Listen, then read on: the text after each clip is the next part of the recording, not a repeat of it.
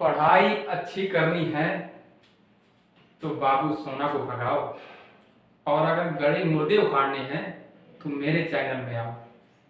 देखो ये गड़े मुर्दे हम उखाड़ ही रहे थे और भी उखाड़े।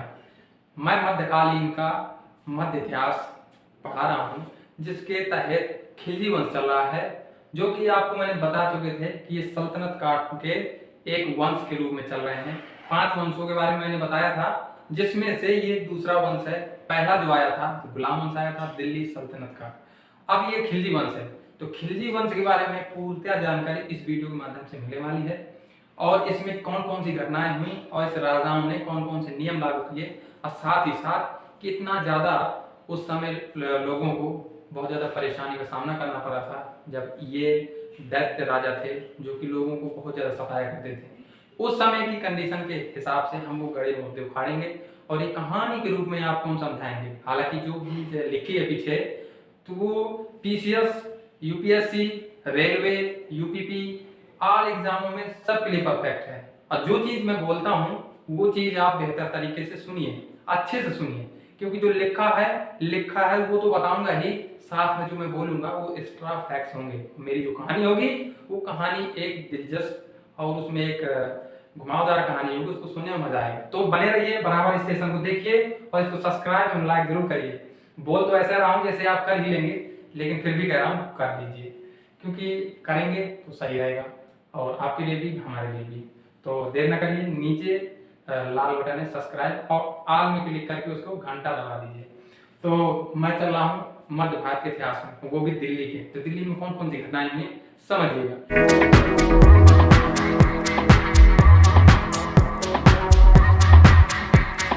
देखिए, दिल्ली सल्तनत के तहत गुलाम वंश के बाद खिलजी वंश आता है, और खिलजी वंश का जो कार्यकाल रहा तो 1290 से 1320 में इसका कार्यकाल चलता है। इतने के बीच में कौन कौन से राजा आए और उन्होंने क्या क्या किया और कैसे कैसे नियम निकाले, इनकी विशेष चर्चाएं होंगी। खास करके अलाउद्दीन खिलजी के बाद विषय में सबसे ज्यादा पूछा जाता है कि जहां तक रहे रेलवे और यूपीपी साथ में ज्यादा पूछा जाता है। जौन जौन से क्वेश्चन बने हैं वो भी बताऊंगा, आगे बने रहिए।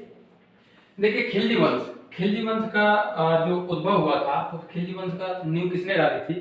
तो नींव डालने वाला सबसे पहला जो प्राणी था वो जलालुद्दीन फिरोज खिलजी। जलालुद्दीन फिरोज खिलजी तो था वो एक बुढ़ा व्यक्ति था, कुल मिलाकर 70 साल का व्यक्ति था।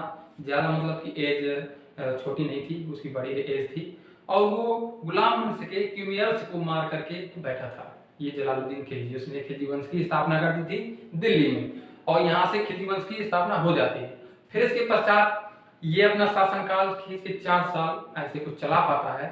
इतने में ही उसका एक भतीजा होता है जो कि बहुत प्रिय भी होता है, और प्रिय होने के साथ साथ उसका दामाद भी बन जाता है, जिसका नाम अलाउद्दीन खिलजी है। तो अलाउद्दीन खिलजी जलालुद्दीन खिलजी का भतीजा एवं दामाद था।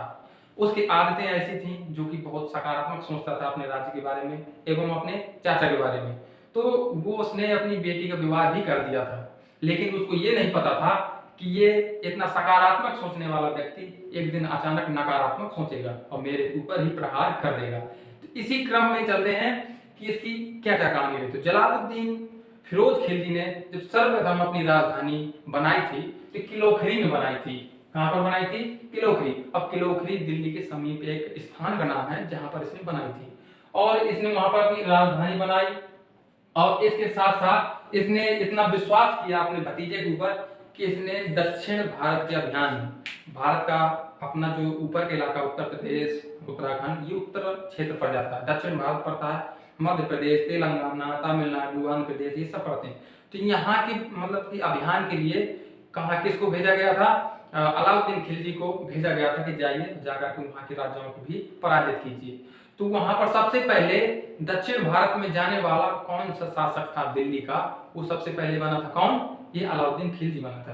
तो ये सबसे पहले वहां पर आक्रमण किया, और जैसे ही वहां पर आक्रमण करने जाता है तो सबसे पहले आक्रमण कर देता है देवगिरी के जो राजा थे, यादव वंश के जो राजा थे देवगिरी में, इनका राज्य चला करता था रामचंद्र देव। रामचंद्र देव वहां पर वो शासन कर रहे थे, वहां पर उन्होंने आक्रमण किया और वहां से अचल संपत्ति ग्रहण की और लेकर के वापसी आने लगे। बहुत अपार संपत्ति उन्होंने, सोने के आभूषण, असरफियां लेकर के जैसे ही अपने दिल्ली के लिए आए तो अलाउद्दीन के शैतानी दिमाग में ऐसे विचार आने लगे कि जब मैं यहाँ पर जीत सकता हूँ, इतना धन अर्जित कर सकता हूँ अपने बलबूते पर, तो फिर ये बुढ़ा राज क्यों कर रहा है, मेरा आधा धन क्यों ले रहा है। तो उसके माइंड में ये चीज बस चुकी थी। और जैसे ही दिल्ली जाता है तो दिल्ली जाने के बाद वो अपने चाचा एवं जलालुद्दीन फिरोज खिलजी की हत्या कर देता है। हत्या करने के पश्चात वो अपना राजपाट अपने अधीन कर लेता है और इसके पश्चात नई नई नीतियां चलाने लगता है, जिसके तहत राजा अपने प्रजा पर क्रूरता बरसाने लगता है, निरंकुशता का प्रभाव दिखाने लगता है। उसने अपने राज्य को बढ़ाने के लिए एवं सुरक्षित करने के लिए अनेक अनेक नीतियां बनाई, जिसके तहत उसका राज्य भी मजबूत रहे। तो उनकी नीतियों पर चर्चा करेंगे। सबसे पहले मैं बात बताऊं, अलाउद्दीन खिलजी का जो एक और नाम था, इसका गुरसक्त एवं अली, ये भी मिल जाता है एवं एग्जाम में पूछा जाता है कि दूसरा नाम इसका क्या था, गुरसक्त। और साथ में एक चीज और है कि किसका मतलब पुत्र था। तो इसका जो पुत्र था तो शिहाबुद्दीन खिलजी इनके पिताजी थे अलाउद्दीन खिलजी के, जो कि फिरोज खिलजी का भाई था। और ये बचपन में ही इनके मतलब कि अलाउद्दीन जब बचपना था तभी गुजर चुके थे, तब से पालन पोषण उसके चाचा किया करते थे। अब आगे बात करते हैं गुरसक्त एवं अली कौन कौन से गुण खिलाता है, आगे हम बताते हैं। देखिए सबसे पहले तो उसने अपनी जब ये विजिट होकर आया कहां से, देवगिरी से, तो वहां से जैसे ही आता है कि उसने सबसे पहले सिकंदर सानी की उपाधि ग्रहण की और सीधा बैठ गया अपने दिल्ली दरबार में। सिकंदर सानी का मतलब है कि भारत का द्वितीय सिकंदर, जो कि कभी हारा नहीं था। ये जीत के मतलब उत्साहित में इतना भ्रामक हो गया था कि इसने सीधा बोला कि मैं सिकंदर हूँ, मतलब वो सिकंदर था, अब दोबारा मैं सिकंदर, मुकद्दर का सिकंदर, मैं जीतूंगा, हारने वाला नहीं हूँ। ऐसा मतलब कि इसने उपाधि लेकर के सीधा अपने दिल्ली दरबार में बैठा। और इसके पश्चात इसने सिद्धांत भी चलाया देवत्व का। देवत्व का मतलब सिद्धांत ऐसा चलाया जिससे कि देवताओं ने कहा है कि जाओ भारत में राज्य करो, ऐसा ये मतलब अपने समाज में बताया करता था, जिससे कि लोग इसके विरुद्ध फतवा न जारी कर सके, मतलब विद्रोह न कर सके। ये कहता था कि मतलब अल्लाह ने ही कहा है कि मैं यहाँ पर शासन करूं, ऐसा बोला था। तो ये देवत्व का सिद्धांत भी इसने लागू किया। आगे देखिए, जैसे ही जलालुद्दीन फिरोज की जब ये हत्या कर देता है, उस समय क्या होता है कि इसके विरोधी भी काफी उमड़ उठते हैं और इसके दुश्मन भी आ जाते हैं। तो उनको दमन करने के लिए, उनको मतलब मारने के लिए उन्होंने सैन्य विभाग का भी गठन किया तुरंत ही। इसके साथ साथ कौन कौन सी घटनाएं होती है बताता हूँ। इसने क्या किया कि राजस्व सिद्धांत चलाया, राजस्व नहीं राजत्व सिद्धांत, राजा को किस प्रकार से शासन करना चाहिए इस सिद्धांत पर गौर किया। उसने सबसे पहले क्या किया कि इसने इस्लामिक धर्म के अनुसार शासन करना नहीं गवारा था। मतलब इसने इस्लामिक धर्म, जो इस्लाम बोलता था कि इस प्रकार से शासन करना चाहिए अपने राजा को, तो उस प्रकार से इसने शासन नहीं किया, उसके विपरीत जाकर के इसने शासन किया। उसने ऐसे कोई भी कार्य नहीं किए जो इस्लाम धर्म के अनुरूप हों। इसने सीधा क्या किया, इस्लाम धर्म को ठोकर मारी कि मैं इस चीज को मानता ही नहीं, मैं अपने मन का शासन करूंगा। साथ ही साथ इस्लामिक धर्म जो अपनाया करता था वो ईरान इराक में बैठे खलीफा के सिद्धांतों का पालन करना था। इसने खलीफा के सिद्धांतों का पालन नहीं किया और कहा कि मैं खलीफा का कुछ नहीं जानता, मैं अपने भारत का सुल्तान हूँ और मैं किसी से इजाजत नहीं लूंगा और यहीं पर शासन करूंगा और कोई आएगा तो पकड़ के मारूंगा, ऐसा मतलब बोला उसने। आगे देखिए, इसने खलीफा से कोई अनुमति नहीं ली और इसने निरंकुशता का सिद्धांत अपनाया। निरंकुशता का सिद्धांत बताया मैंने कि ये अपने जो अमीर लोग थे, जो किसके राजा थे, तो निरंकुशता के सिद्धांत के अगर वो निरंकुश राजा नहीं होता और मतलब कि नॉर्मल राजा बनने की कोशिश करता, तो कहीं ना कहीं इसके विद्रोही आकर के इसको दबोच लेते थे। लेकिन ये निरंकुशता का स्वभाव दिखाया और एक भी इसने मतलब नहीं बरती कि मैं दया दिखाऊं। ये हमेशा क्रूर राजा के रूप में उभरा, जिससे कि लोग डरते रहे और डरने के साथ साथ इसके आदेश को बहुत अच्छे से माने। अगर नहीं माने तो उनको मरवा देता था। जैसे कि अपने चाचा की हत्या कर दी, तो फिर ये किस नाम से मतलब कि ये विख्यात होगा। अच्छा, ये तो बहुत बेकार हुआ ना। आगे देखिए, इसने क्या किया, निरंकुशता का सिद्धांत अपनाया जिससे कि इसके राज्य में वृद्धि हो, लोग इसके कहना माने। तो आगे है, विद्रोह को दबाने के लिए इसने 4 अध्यादेश जारी किए। 4 अध्यादेश इसने स्टार्ट कर दिया। 4 अध्यादेश मतलब इसने आदेश दिए अपने सेनाओं को कि किस प्रकार से शासन चलवाना है अपने भारत में, किस प्रकार से अब मेरा आदेश पालन होगा। इसने 4 आदेश पालन किए जिससे कि मेरे विद्रोही एवं मेरे सामने न टिक पाए। साथ ही साथ विदेशी आक्रमण को भी रोकने के लिए मुझे कुछ धन की आवश्यकता पड़ेगी, जन धन सब की आवश्यकता पड़ेगी। तो उसके लिए धन एकत्रित करने के लिए कुछ राजस्व प्रणाली में सुधार किए, सेना में सुधार किया और अच्छी सेना स्थापित करने के लिए अनेक अनेक इसने प्रणालियां चलाई। तो उनमें बात कर लेते हैं। देखिए, दान दी गई पेंशन एवं उपहार में दी गई भूमि एवं ये सब भूमि को इसने क्या किया था कि किसी को मतलब कि आदेश नहीं था कि तुम जाकर के स्वयं खेती करो।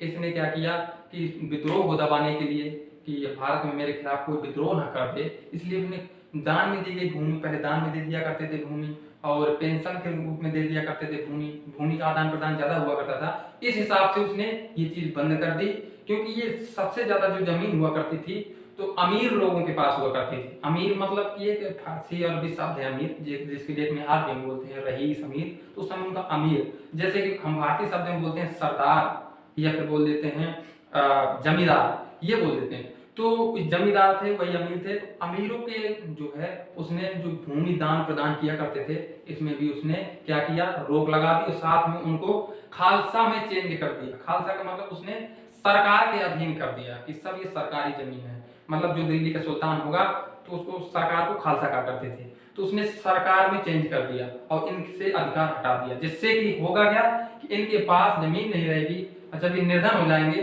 तो विद्रोह करने लायक ही नहीं रहेंगे, जिससे कि मैं सुरक्षित रहूंगा। बड़ा अच्छा दिमाग लगाया इसने। आगे देखिए, इसने क्या किया, दूसरा अच्छे गुप्तचर विभाग का मतलब कि बनाया, गठन किया, गुप्तचर विभाग बनाया। गुप्तचर विभाग का मतलब कि लोगों की जानकारी एकत्रित करूंगी, मेरे खिलाफ कोई विद्रोह न छेड़ते।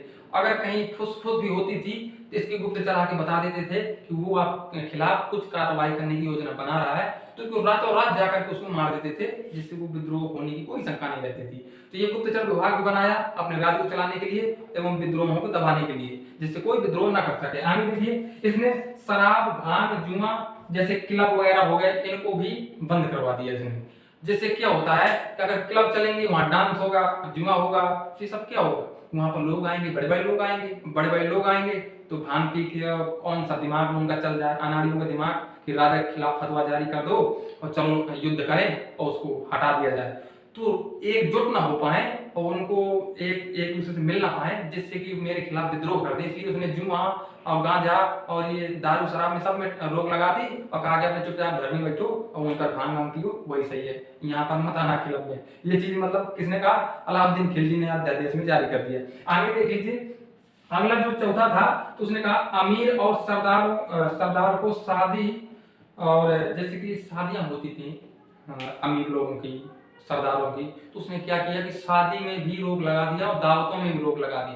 शादी मतलब करो, एक लोग करके अपने ले जाओ, लेकिन यहाँ पर दावत नहीं होगी। दावत अगर होगी बारात लेकर आओगे, अगर बारात लेकर आओगे तो यहाँ पर क्या होने वाला है कि काफी लोगों के मन में फिर वही होने लगेंगी चर्चाएं कि राजा खराब है, हमारी जमीन छीन ली, ऐसा हुआ, जिससे लोग क्या करेंगे कि चलो इस राजा को पकड़ के मारेंगे और हटा दें। अमीर लोगों का गठन ना हो पाए, एकजुट ना हो पाए, जिससे क्या होगा कि अगर वो एकजुट हो गए तो एक कूटनीति या फिर रणनीति बनाएंगे और फिर विद्रोह कर देंगे। इस विद्रोह को दबाने के लिए इसने दावतों पर भी रोक लगा दी। कुल मिला के पार्टी ही नहीं करने देता था, कितना खतरनाक राजा था, पार्टी नहीं करने दे रहा है। तो लोग परेशान भी थे कि यार कैसा राजा है, हम लोगों का अपने आप में भी दिक्कत डाल रहा है।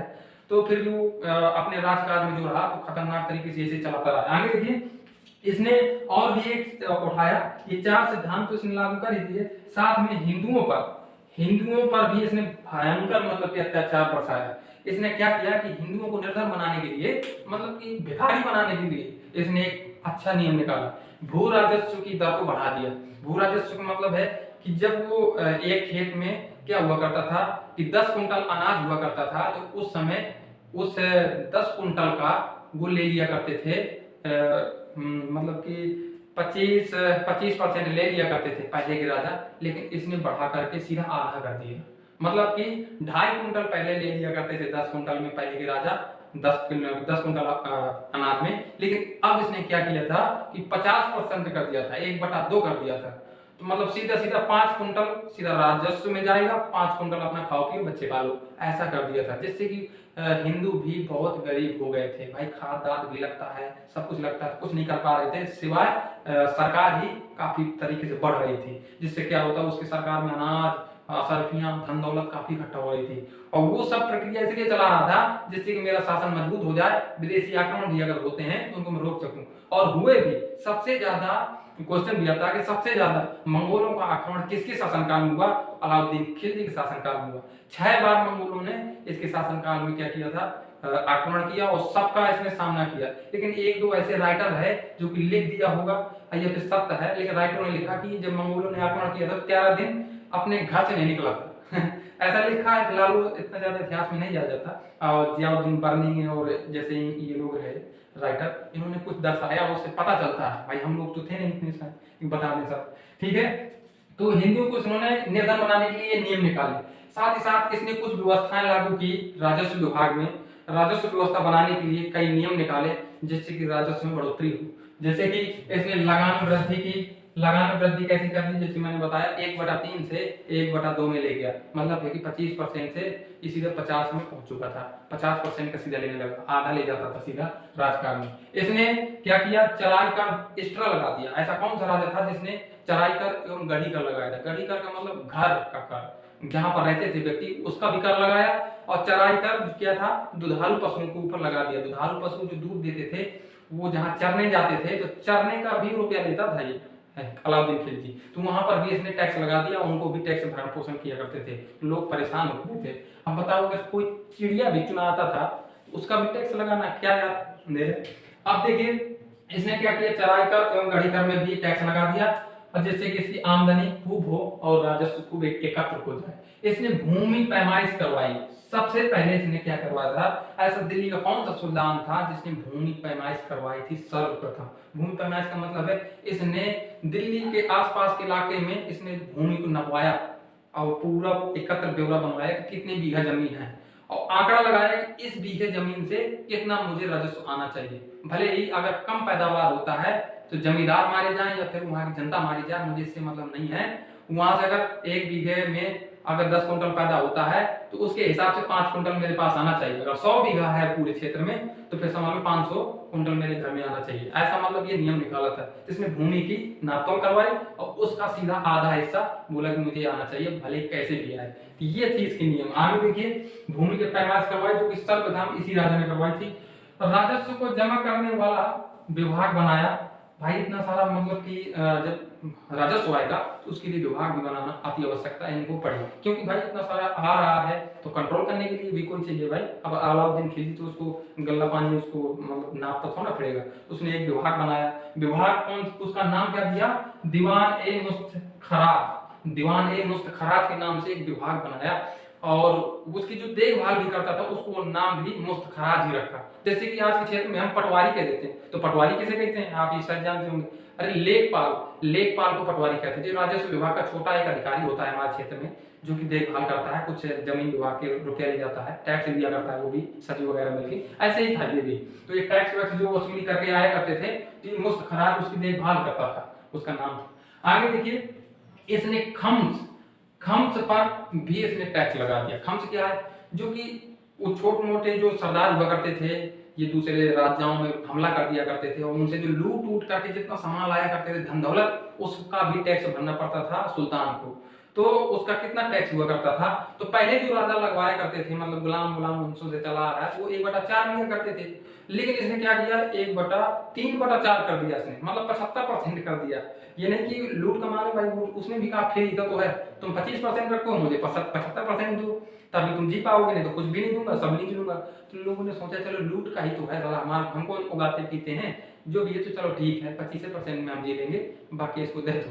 तो ये हिसाब से 25% सिर्फ उनको देता था, 75% ले जाता था ये खिलजी। तो लूट खम्स का मतलब लूट का धन लेता था खम्स, ये उसका नाम खम्स के नाम से जाना जाता है। अब देखिए सैनिक सुधार प्रणाली में भी इसने कुछ ऐसी चीजें बनाई जिसके लिए वो सबसे ज्यादा विख्यात माना जाता है। ऐसा कौन सा शासक है जो सैन्य में व्यवस्था बनाई थी? कैसी व्यवस्था बनाई थी? इसने स्थायी सेना रखी थी। स्थायी सेना का मतलब है कि परमानेंट सेना रखे। पहले के राजा क्या करते थे कि अपनी सेना को जब भी बुलाया करते थे जब युद्ध की घोषणा हो जाए तो कह दिया करते थे कि युद्ध की घोषणा हो चुकी है, सभी सैनिक आए वो आकर के युद्ध में भाग लें। और जब जीत जाए वो सैनिक या राजा जीत जाता था तो फिर उनको क्या करते थे कि वो भूमि या फिर कुछ चीजें दे करके संतुष्ट करके उनको घर भेज दिया जाता था। अब कुछ काम नहीं है, बस राज्य में 2 4 10 या 20 या फिर 50 100 सैनिक ही रहते थे जो परमानेंट रहते थे। लेकिन पूरे सैनिक जो होते थे वो सब कहाँ चले जाते थे, अपने अपने घर चले जाते थे लड़ लड़ के, बस ऐसा होता था। लेकिन इसने क्या किया, इसने सबसे पहले स्थायी सेना रखी, संपूर्ण सेना को अपना खाना पीना देता था और वहीं पर रखता था, प्रशिक्षण भी देता था कि मेरे सेना बिल्कुल चौकन्ना रहे, और जहां भी फतवा करने के लिए जाऊं, जहां भी मतलब कि युद्ध करने के लिए जाऊं, तो भरपूर ताकत से झोंक दूं, तो जिससे मैं विजयी बनूं। ये उसकी रणनीति थी। तो देखिए इसने स्थायी सेना भी रखी, साथ में इसने नगद वेतन देने का भी प्रावधान बना दिया। मतलब कि तुरंत ये भूमि नहीं देता था, ये नगद वेतन देता था उनको, तुरंत हर महीने उनको मंथली उनको दे देता था, जिससे वो खुश रहते थे। और खुश रहने के साथ साथ वो खूब खुशी खुशी अपना युद्ध लड़ते थे कि हर महीने मिल तो रहा भाई, अपने घर भेज देते थे। ये रही मंथली सैलरी, ये था। इसके पश्चात इसने एक और नियम निकाला, सैनिकों का हुलिया लिखने का भी कार्य किया।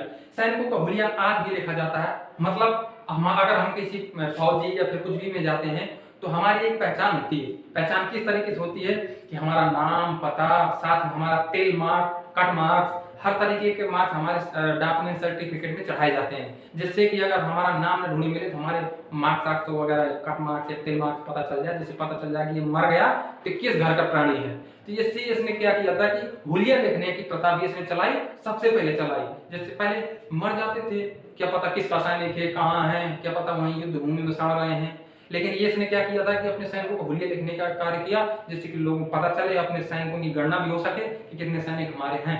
और साथ ही साथ इसने क्या किया, घोड़े दागने की भी प्रथा चलाई। घोड़े दागने की प्रथा इसलिए चलाई क्योंकि घोड़ों की संख्या भी पता चले कि ये मेरे सैनिक हैं, मेरे घोड़े हैं, इतने इतने मेरे पास घोड़े हैं। तो उसने इस आंकड़े को एकत्रित करने के लिए इसने घोड़े दागना भी स्टार्ट कर दिया। दगे हुए घोड़े इसी के हुआ करते थे। और साथ ही साथ इसने जो निर्माण करवाए थे, कौन कौन से ऐसे काम थे जिसने निर्माण करवाए थे, एग्जाम में पूछे जाते हैं। इसने जमैत खाना मस्जिद का निर्माण करवाया जो कि दिल्ली में है। अलाई दरवाजा का निर्माण करवाया जो कि आज की डेट में इस्लामिक कला का रत्न कहा जाता है। किसको? अलाई दरवाजा को, जो कि आज भी स्थित है और उसमें बहुत अच्छी कढ़ाई है। आप कभी जाइएगा देखिएगा। तो ये अलाई दरवाजा भी अलाउद्दीन खिलजी ने बनवाया था। सीरी का किला बनवाया था जो कि आज की डेट में टूट चुका है। सीरी का किला बहुत उबड़ खाबड़ खंडर जैसा हो गया है, लेकिन सीरी का किला ऐसे नहीं बनवाया था अलाउद्दीन खिलजी ने। हजार खंबा महल का निर्माण इसने करवाया था। हजारों खंबे का महल एक तैयार करवाया था इसने। तो ये उसके निर्माण कार्य थे। आगे देखते हैं बाजार व्यवस्था में इसने क्या क्या योगदान दिए। देखिए बाजार व्यवस्था में बहुत शक्ति इसने बरती, लेकिन इसकी जो सोच थी, इसकी जो काजी मुल्ला थे ना, बहुत दिमागदार थे। इतने दिमागदार थे कि बताओ, जैसा ये स्मार्ट बॉय था ना, ऐसे उसके बंदे स्मार्ट बॉय थे। बताओ इसने कैसे कैसे नियम लगाए जिसकी एक अलग ही पहचान होती थी। हर कारण का एक पहलू होता है, उसको मैं स्पष्ट कर रहा हूँ, उसको ध्यान देते जाइएगा। बाजार व्यवस्था को लागू करने का क्या उद्देश्य था, अब बताता हूँ। देखिए सैनिकों के लिए उसने मूल नियंत्रण प्रणाली चलवाई। मूल नियंत्रण प्रणाली का मतलब ये है कि मूल में ना तो वृद्धि होगी ना घटेगी। इससे लाभ क्या होगा? इससे लाभ ये होगा कि मैं जो जितना भी सैनिकों को अपने क्या देता हूँ, वेतन देता हूँ, मान लीजिए 3000 देता था, मान लो सपोज है 3000 देता था, तो 3000 अगर ये 5 साल अगर धीरे धीरे करके महंगाई बढ़ गई तो मुझे और भी रुपया देना पड़ेगा, तभी मेरे सैनिकों का भरण पोषण होगा, नहीं तो मेरे सैनिक छोड़ छाड़ के भागने लगेंगे। इसलिए इसने क्या किया कि मूल्य में जो वस्तुओं का मूल्य था उनको वहीं पर नियंत्रित कर दिया कि अगर 50 रुपए की अगर वो सब्जी या फिर कोई वस्तु मिलती थी तो वो 20 साल तक बराबर 50 रुपए में ही मिली थी। आगे उसे ना तो बढ़ा था मतलब कि ना तो बढ़ी थी ना घटी थी, वो 50 रुपए में ही मिलती रही जब तक उसका शासन चला है। तो मूल में नियंत्रण किया जिससे मुझे सैनिकों के लिए एक्स्ट्रा वेतन पे ना करना पड़े, इसलिए ऐसा किया था इसने। और साथ ही साथ इसने क्या किया था, ये अपने सैनिकों के लिए तो लगवाया था, इसने सैनिकों के लिए किया था ऐसा, लेकिन पूरे दिल्ली के आसपास क्षेत्र में जितना भी शासन था, पूरे भारत में तो नहीं लगवा पाया था, लेकिन जितना भी उसका क्षेत्र आता था अपने नजदीक, वहां पर इसने सबसे ज्यादा लगवा दिया था और वहां के लोगों में भी ये नियम निकल गया था। जैसे कि फिर वो आगे कुछ नहीं हो पाया। मूल नियंत्रण प्रणाली में 20 साल बराबर अगर कोई टमाटर 1 किलो मिलता था 10 रुपए का, तो फिर 10 रुपए का बना रहा है, आगे नहीं बढ़ा, ऐसा हुआ था। अब देखिए माप तौल प्रणाली भी चलवाई थी इसने। माप तौल प्रणाली में इसमें क्या सुधार करवा दिए थे कि अगर उसका कोई बेईमानी करता है, बेईमानी का मतलब है कि जैसे कोई फ्रॉड करता रहा है माप तौल में, पता चला कोई सामान ले रहा है या फिर सब्जी या वगैरह हो गया या फिर चावल दाल कुछ भी हो गया, अगर भाई मुंह तो बढ़ेगा नहीं, जेब क्यों रहेगा, तो वहां के जो लोग थे अधिक धन को मतलब कि अर्जित करने के लिए, और कोई उनके पास चारा भी नहीं था ना कि अगर हम उनसे क्या करते हैं कि एक्स्ट्रा दाम बढ़ाते हैं अगर चावल का, तो फिर तो बवाल कर देगा मतलब सुल्तान। इसलिए क्या किया था इन्होंने कि कुछ बहुत समस्या ये आई कि कुछ लोग क्या करने लगे थे कि कम माल देने लगे थे। अगर 1 किलो की बजाय वो 100 ग्राम 200 ग्राम काट लिया करते थे। तो ये समस्या जब सुल्तान के पास पहुंची कि कुछ चोरी होने लगी, कालाबाजारी होने लगी है इस प्रकार से, तो उसने एक नियम निकाल दिया फटाक से कि जितना कम देगा कोई माल, जो भी अगर चावल दाल जितना भी कम देगा 100-200 ग्राम अगर कम देगा, जितना भी कम देगा उतना ही उसके शरीर से मांस निकाल लिया जाए, जिससे कि बस। तो इतना खतरनाक सा सख्त, तो बताओ ऐसा कौन करेगा जो उसको कम देगा किसी व्यक्ति को थोड़ा बहुत?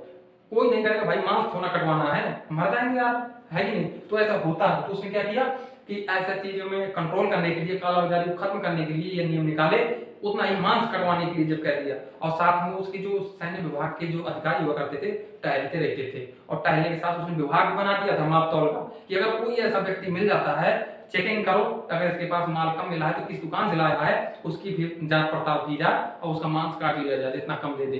तो इस हिसाब से ऐसे नियम निकाले थे जिससे कि उसकी व्यवस्था जो करते हैं 20 वर्ष बराबर बनी रही, बराबर वही नियम बने रहे थे। आगे देखिए इसने किन किन क्षेत्र पर क्या किया था, 4 मतलब बाजार बनाए थे कि 4 बाजार बनाए थे। 4 बाजारों में क्या क्या होता, देखिए खाद्यान्न विभाग बनाया था। खाद्यान्न बाजार में जहाँ पर चावल दाल गेहूं अनाज सब कुछ यहाँ क्रय विक्रय किया जाता था, लिया जाता था। और यहाँ पर भी टैक्स उसने लगाया था कि क्रय विक्रय वाले जो पल्लेदार होते हैं मंडियों में, उनके ऊपर भी टैक्स था कि तुम अगर कमाते हो तुमसे भी लूंगा।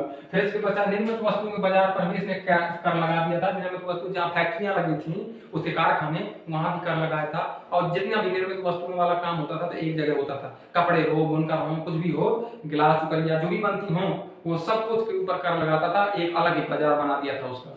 अब दैनिक वस्तु बाजार जो बनाया था, वो भी दैनिक वस्तु में जो भी आता है, हम दैनिक यूज करते हैं, जो भी जैसे कि खाने पीने में जो चीज हमें थाली आली की आवश्यकता पड़ती, कुछ भी हो, जैसे इन चीजें दैनिक यूज में आता है। ये चीज अगर बनती थी, दैनिक यूज वाला सामान जो था, एक इसका भी बाजार बनाया था, उसमें भी इसने क्या किया, अपना टैक्स लगा दिया।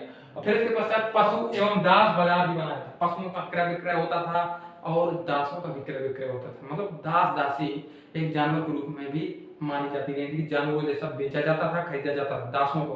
दास मतलब आदमी ही थे, लेकिन निम्न वर्ग के थे तो उनको दास बनाकर क्रय विक्रय किया जाता था पहले।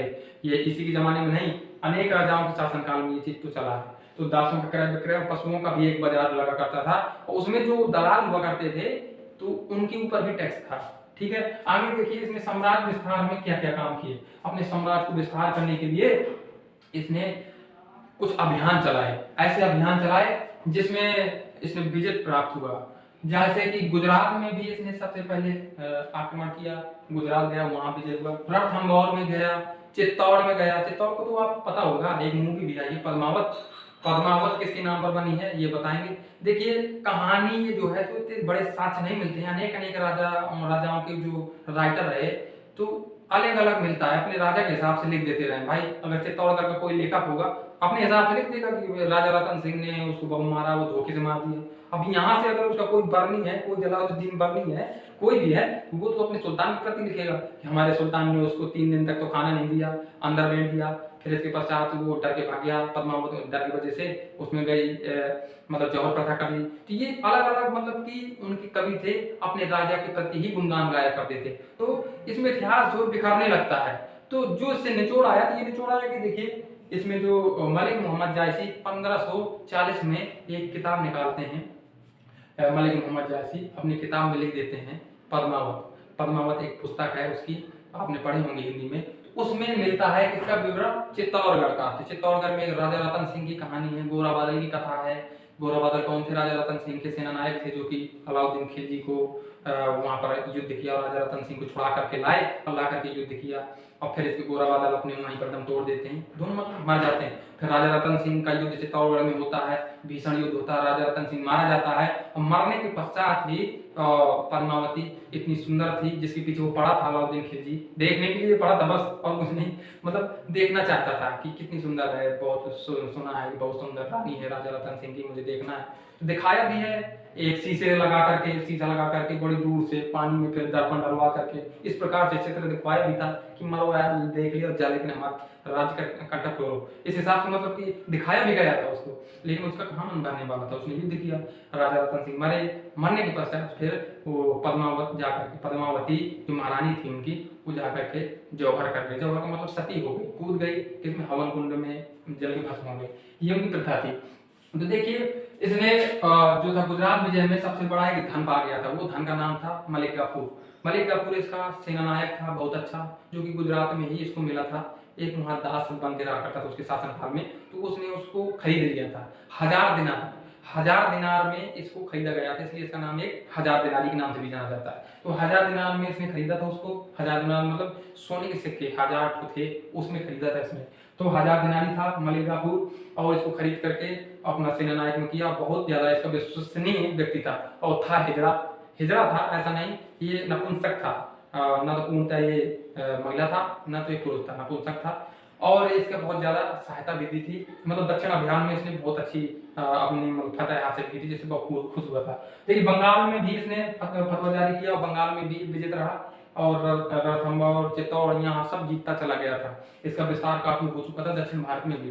दोबारा से जब दक्षिण भारत की बारी आई थी, दोबारा से दक्षिण भारत में अभियान चलवाया गया था, तो मलिक काफूर के नेतृत्व में अपनी सेना लेकर के गया था। कौन? मलिक काफूर गया था। ये तो नहीं गया था, ये तो अपने दिल्ली में बैठा था, लेकिन जब गया था ये दक्षिण भारत में, तो वहां पर तेलंगाना, आंध्र प्रदेश वगैरह, तमिलनाडु सब कुछ जीत लाया था। ये मलिक काफूर हिजड़ा जीत कर ले आया, लेकर के सब धन संपत्ति यहाँ दे दी थी कि देखो मैं सब जीत लाया। तो क्वेश्चन बनता है कि दक्षिण भारत में सबसे पहले किस राजा ने आक्रमण किया था, किस सुल्तान ने, दिल्ली सुल्तान ने आक्रमण किया था? तो अलाउद्दीन खिलजी ने किया था। किसके नेतृत्व में? मलिक काफूर के नेतृत्व में गया था। और कब था? ये रामचंद्र देव जो था तभी, मतलब दोबारा इसको पंचर कर दिया था।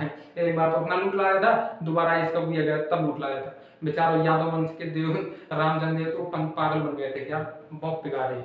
आगे देखिए गुजरात से मलिक काफूर मिला, उसे दक्षिण भारत अभियान चलाया, और चला करके देवगिरी को भी लूटा। तो देखिए ये जो अभियान चलवाया गया था देवगिरी को, दक्षिण भारत का जो अभियान चला था, 1307 में इसका अभियान चलाया गया था, और इसको जीत लिया गया था। मंगोलों का आक्रमण देखिए जो हुआ था, तो यहाँ पर एक घटना मिलती है जो कि एक इंपॉर्टेंट क्वेश्चन बन जाता है, कभी न कभी निकल आता है। तो देखिए जफर खान का नाम आता है, जफर खान। जफर खान कौन था? इसकी सेना नायक था, और दमदार सेना नायक था, बहुभुज था, और इसके हिसाब से ये मंगोलों से भिड़ गया था। इसके शासनकाल में 6 बार मतलब आक्रमण हुए हैं मंगोलों के। तो उसमें एक बार जब गया था तो जफर खान की मृत्यु हो गई थी। तो ये बहुत बड़ा संकट का अभाव हुआ था उस समय।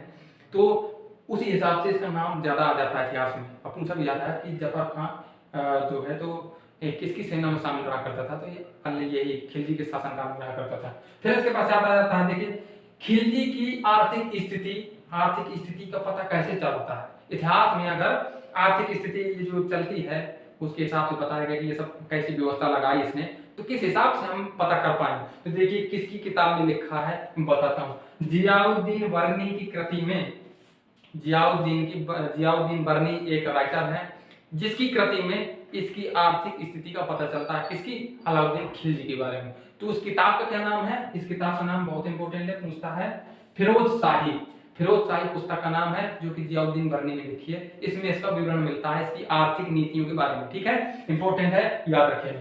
फिर देखिए शिहाबुद्दीन उमर इसके पश्चात एक राजा आता है अलाउद्दीन खिलजी के मर जाने के बाद। ये 1920 में मर जाता है, 1320 में कुल मिलाकर इसकी समापन हो जाता है। 1316 में इसका समापन हो जाता है, इसका खल्लास हो जाता है, मर जाता है खिलजी।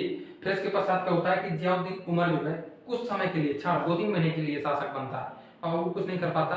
उसके पश्चात तुरंत ही एक शासक उभर के आता है कि उसका थोड़ा आ जाता है, क्योंकि वो थोड़ा संकी था, तो उसके लिए उसका इतिहास में नाम आ जाता है। इसके पश्चात आता है कुतुबुद्दीन मुबारक खिलजी। कुतुबुद्दीन ऐबक नहीं, ऐबक तो गुलाम वंश में था, लेकिन कुतुबुद्दीन मुबारक खिलजी इसका नाम है। ये 1316 में बैठता है गद्दी में तुरंत ही। 1316 में ये भी देखो बनता है, लेकिन 1-2 महीने के लिए बनता है, इसलिए 1316 में इसका राजकाल खत्म।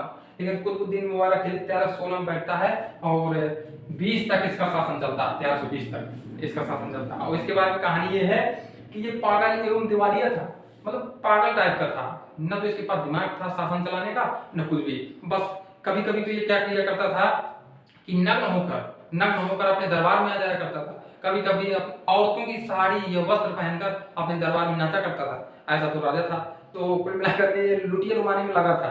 तो वहां के जो अमीर थे तो वो सोच रहे थे कि हमारा राजा ना हमको भी ले डालेगा, अपना तो जाएगा। तो उन्होंने सोचा चलो इसको क्या किया जाए, हटवाया जाए किसी प्रकार से। तो फिर भी कोई मतलब नहीं निकलता इसको, मतलब कि चला दारू वारू पीता था, शराब पीता था और दारू वारू पी करके चला भी गया, झक हो गया। इसने ये तो खतरनाक काम कर लिया था। किसी राजा ने, किसी शासक ने ऐसा काम नहीं किया था जो इसने कर दिया था, पगले ने। इसने क्या किया था, खलीफा की उपाधि धारण कर ली थी। खलीफा का मतलब जानते हैं, जिस खलीफा से सभी सुल्तान इजाजत लिया करते थे कि मुझे सुल्तान बनना है, कि मुझे कोई अमीर बनना है, तो बताओ वही का पद धारण कर बैठा था भारत में, बोलता था कि मैं खलीफा हूँ और मैं किसी से नहीं डरता।